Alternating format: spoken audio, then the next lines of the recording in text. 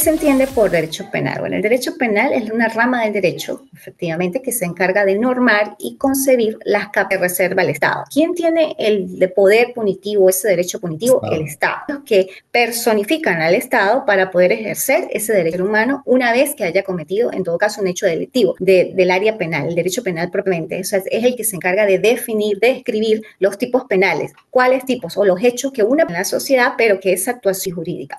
Lógicamente que el Estado lo regula para que no exista violencia, como normas de convivencia o de conducta, siempre también partiendo de ese principio de proporcionalidad y de imparcialidad que debe tener el Estado en el momento que una persona comete un hecho delictivo. Pero ¿qué es un delito? Porque si hablamos del derecho penal, es la rama del derecho que se encarga de normar y sancionar las capacidades punitivas, pues lógicamente tenemos que también describir y conceptualizar lo que es el delito. El delito, existe pues una teoría universal del delito que abarca los elementos tanto positivos como negativos del delito. El delito en sí, de manera general, pudiera decirte que es todo acto que una persona transgrede una norma, pero el delito en sentido jurídico es un acto típicamente antijurídico, culpable e imputable a un hombre y castigado con una pena. De esa definición o conceptualización de lo que es delito se desprenden los elementos positivos y los elementos negativos. Acto. Todo acto típicamente antijurídico. ¿Por qué acto? Porque es una acción lógicamente que la persona exterioriza en el mundo. ¿Los pensamientos son punibles o son sancionables, doctor? No. No, ¿verdad? Entonces, todo, porque yo puedo pensar que me quiero hurtar un teléfono, que me quiero, qué sé yo, o sea, todo lo que está en la mente es individual, es como propiedad, por eso se dice, o sea, de uno, del ser humano. Si se exteriorizan esos pensamientos, lógicamente, pero esos pensamientos que se exteriorizan contradicen o chocan la normativa, pues lógicamente puede generar un hecho delictivo. Entonces, es una acción porque debe reflejarse en el mundo exterior. Si no se refleja en el mundo exterior, hoy en día, pues llamlógicamente no se puede castigar, ¿no? No sé si se acuerda de una película que con Tom Cruise que se llama Total Recall, que castigaban los pensamientos de las personas y había, claro, eso es muy futurista, que una persona con sus pensamientos tenía en su mente la intención de cometer un hecho delictivo y ya con ese pensamiento generaba como una bolita de cristal y de una vez atrapaban a la persona antes de que cometiera el delito. Okay. O sea, si se pone a ver, o sea, el derecho avanza. Pudiera ser que en algún momento, sí, se pueda como regular ese comportamiento premeditado e intencional. Pudiera en algún momento, si se verifica que todas las circunstancias y que es un hecho cierto que se va a dar, pero eso, bueno, eso pudiera pasar muchos años antes de que se dé. Lógicamente que también, si vamos a la parte de lo que es el pensamiento, existe la neurociencia, que hoy en día se utiliza mucho a nivel de verificación de patologías o psicopatologías de una persona que es criminal, para ver si efectivamente en el momento que cometió el hecho delictivo, verificar si hubo un secuestro de la amígdala y hubo una interrupción, un choque, como un cortocircuito en su cerebro y cometió un hecho delictivo. También se establece eso con estudios de la neurociencia, verificar los estados en que esa amígdala es secuestrada y que lógicamente a nivel emocional puede cometer un hecho delictivo, pero lógicamente tienen que ser delitos de homicidio, delitos muy emblemáticos, o sea, para hacer ese tipo de estudios, ¿no? Mucho más allá de verificaciones. Cuando yo estaba de juez, se hicieron ciertos estudios a nivel neurológico de adolescentes que habían cometido hechos delictivos, pues para verificar como esa mitigación o atenuación de la sanción. Porque lógicamente, pues el grado de maduración psicológica de un adolescente a la de un adulto es totalmente distinta, diferente. Y pues bueno, atendiendo al garantismo de la LODNA y pues también a verificar y establecer unas pautas de aplicación de la sanción más proporcionales con ese hecho, pues se hacían ciertos estudios a nivel de neuroanálisis, de neuropsicopatología y se verificaba este tipo de circunstancias. Pero como te dije, esos son ciertos casos particulares que uno, como en ese momento cuando era juez, pues tenía la necesidad de hacerlos para pues establecer un mejor derecho y establecer y dar una sentencia más ajustada, ¿no? Sí, más ajustada a derecho a lo que es la justicia y la equidad.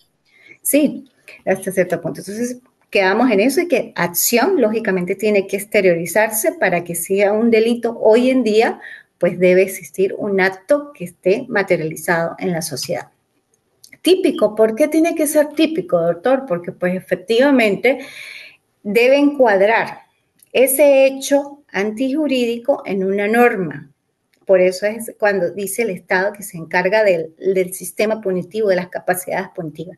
Si ese hecho que cometió la persona no está encuadrado en un tipo penal, pues lógicamente es atípico, es el elemento negativo de la tipicidad. Lógicamente no se va a sancionar a una persona por un acto o falta que no esté expresamente establecido en una ley. Si no está establecido en la ley, pues lógicamente es atípico y no puede ser castigada la persona. Que en Venezuela existe una cantidad, un catálogo de leyes, inclusive orgánicas y especiales, y partiendo del derecho penal, del Código Penal por excelencia, que es la norma sustantiva, describe una cantidad de hechos que están encuadrados en ilícitos penales. Entonces es muy difícil efectivamente pues que una persona que cometa un hecho delictivo no esté encuadrada en alguna ley, porque o si no está en el Código Penal, que es la norma sustantiva general por excelencia, o está en una ley especial o está en una ley orgánica que va a encuadrar o a tipificar esa conducta transgresora, ¿no? Que lógicamente toda conducta antijurídica no constituye delito. En eso sí estamos claros. Y si esa conducta antijurídica pues no constituye delito, pues lógicamente no está en sí el delito como tal. Hay una conducta antijurídica transgresora, puede ser de una norma moral, pero una norma moral que no va a ser punitiva o castigadora por el Estado de manera corporal o sancionada de otra manera, supongamos tributaria. Ejemplo, una persona, un profesor que llega a su clase con shorts y franela, en un recinto, un claustro académico institucional donde efectivamente pues las normas morales y de costumbre le indican al profesor que debe estar vestido de cierta manera. ¿Es una conducta antijurídica? Sí lo es, porque lógicamente contraría las normas morales de convivencia, de buenas costumbres y demás, pero no es una conducta sancionable o de manera reprochable que lo vayan a encerrar bajo una sanción, una pena de prisión por haber llegado a una clase con una bermuda y con una vestimenta no adecuada para el momento. Entonces, es una conducta antijurídica porque transgrede normas morales y de convivencia, lo que hablábamos, pero no es una conducta que va a ser, en todo caso, que constituye un delito. Entonces, por eso es antijurídica. Culpable porque lógicamente tiene que ser reprochable de la sociedad. Debe existir otros factores como la imputabilidad para efectivamente poder ser culpable. Punible porque toda conducta, luego de que se accionó, luego de que se verificó que es típica, que se verificó que es antijurídica, que tiene los elementos de culpabilidad, pues lógicamente va a generar una punibilidad y va a ser penalmente responsable, y de ser penalmente responsable, pues va a ser condenado y se le va a ser impuesta una pena o una sanción si es jurisdicción especializada en materia de adolescentes, porque en materia de adolescentes no se pena, sino se sanciona al adolescente conforme a las sanciones o medidas que se encuentran establecidas en la Ley Orgánica para la Protección de Niños y Adolescentes.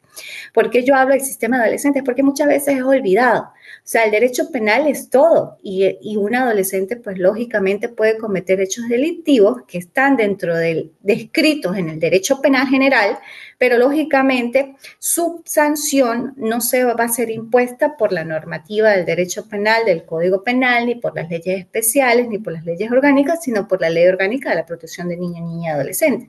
Entonces, Si un adolescente efectivamente comete un hecho delictivo, que también para que cometa un hecho delictivo debe pasar por los elementos todos del delito, acto, tipicidad, antijuricidad, culpabilidad, va a ser responsable penalmente, pero esa responsabilidad solamente se castigará bajo una ley especial y con sanciones privativas, que sería la más gravosa, y no privativa de libertad, que van a ayudar al adolescente pues que se inserte a la sociedad de manera armónica y pacífica. Pero es muy importante que nosotros los abogados conozcamos todas las jurisdicciones, las especializadas y pues lógicamente la jurisdicción ordinaria. Entonces, en líneas generales, doctor, pues ese es el delito. Yo lo invito a que usted, pues, de manera autodidacta profundice con todos estos conceptos y, bueno, se vaya otra vez al libro de Grisante Aveledo o de Arteaga Sánchez, que son los que ellos describen de manera puntual estos elementos del delito. Ajá, la única fuente en materia penal, que bueno, la fuente del derecho en Venezuela es la ley. En eso estamos claros. La fuente del derecho de manera directa es la ley. La única fuente posible del derecho penal también es la ley misma, contemplada en los códigos penales y en las leyes penales en vigencia, ya que ni la costumbre ni la naturaleza definen lo que es punible o no, solo las leyes de los seres humanos. O sea, en Venezuela, en lo que es la parte, se pudiera decir, occidental del derecho. Sistemas jurídicos o familias jurídicas como el Common Law en derecho de Estados Unidos, aquí la fuente del derecho es la jurisprudencia o los casos. Es diferente a Venezuela, que la fuente directa es la ley. ¿Okay? En el derecho penal antiguo, bueno, como tal, si hacemos un poco inclusive de historia o de evolución histórica del derecho penal, bueno, se remonta inclusive a lo que su origen a la de la ley del talión, ojo por ojo, diente por diente. Lógicamente que en ese sistema antiguo, pues el derecho penal era bastante cruel, se pudiera decir, porque pues había aplicación de penas como producto de que una persona cometiera un hecho delictivo, penas crueles, difamantes o de la misma categoría de la persona que hubiese cometido el delito. Por ejemplo, si una persona cometía un delito de robo, pues lo más común era quitarle las manos o quitarle una mano o quitarle el dedo, dependiendo del delito de robo o de hurto que había cometido. Recordemos también que en esos momentos aparecieron las primeras como visiones de lo que era robo y a lo que es hoy en día robo y hurto. Robo siempre es un hecho punible que va dirigido a la propiedad, pero lógicamente esa propiedad o esa sustracción de la propiedad de manera ilícita siempre va a ser con agresión, con agresividad, de manera violenta, por eso se llama robo. El hurto es una forma subrepticia del robo, pero es agazapada, por decirlo de una manera. Hay un hurto, hay una sustracción de la propiedad, un cambio de propiedad, pero de manera indirecta, sin violencia. Los ejemplos típicos es que, bueno, una persona observa que en determinado escritorio hay una pulsera o un celular, no está siendo visto por una otra persona, le llamó la atención y se hurtó esa pulsera, ese celular, sin que se diera cuenta la otra persona. O sea, no está agrediendo, no hay un acto de violencia en sí, pero sí hay una sustracción de la propiedad de un objeto mueble, porque también tiene que ser mueble, que se pueda trasladar de un lugar a otro, de otra persona. Entonces, sí existe el delito, pero lógicamente no se generó violencia en la otra persona.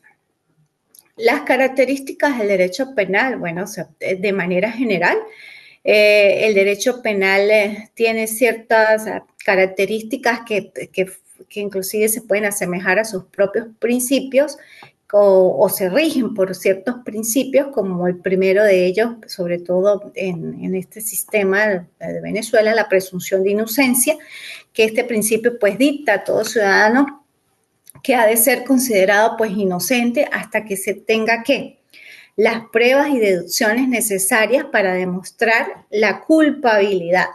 Todos son inocentes, todos somos inocentes hasta que se demuestre lo contrario. De hecho, en Venezuela, siempre desde la audiencia inicial se coloca, por decir, Pedro Pérez o John Doe como presunto o en la presunta comisión del delito de tal cosa.